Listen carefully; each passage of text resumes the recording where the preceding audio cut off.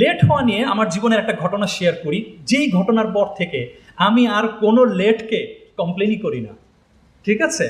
সেটা হচ্ছে যখন আপনার রোহিঙ্গারা বাংলাদেশে অবস্থান নিল, ওই সময় আমি কিছু ত্রাণ সামগ্রী নিয়ে ওখানে গিয়েছিলাম টেকনাফে। হ্যাঁ, তো গিয়ে সেখানে এক রাত ছিলাম। সেখানে আল্লাহ সুবহানাহু ওয়া তাআলা যতটুকু তৌফিক দিয়েছেন ত্রাণ সামগ্রী বিতরণ করে তারপরের দিন কক্সবাজারে আসলাম।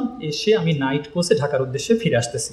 ওকে, তো নাইট কোচে আসতেছি, আমি গ্রিন লাইন বাসে উঠলাম কক্সবাজার থেকে। সেটা চট্টগ্রাম এসে থামলো।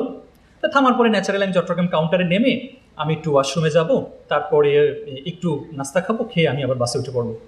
তা আমি ওয়াশরুমে যখন গেলাম, ওই ওয়াশরুমের দরজা খুলছি, দেখি হাই কমোড হাই কমোড। তা আমার ওই সময় একটু মানে লো কমোডের দরকার ছিল। তা আমি কাউন্টারে জিজ্ঞেস করলাম, আপনাদের সবই কি হাই কমোড, একটু লো কমোড নাই? বলে হ্যাঁ, একদম শেষ টয়লেটটা লো কমোড, আপনি যান। আমি সেখানে গিয়ে ওয়াশরুমের কাজটা সারলাম, সেরে বের হলাম।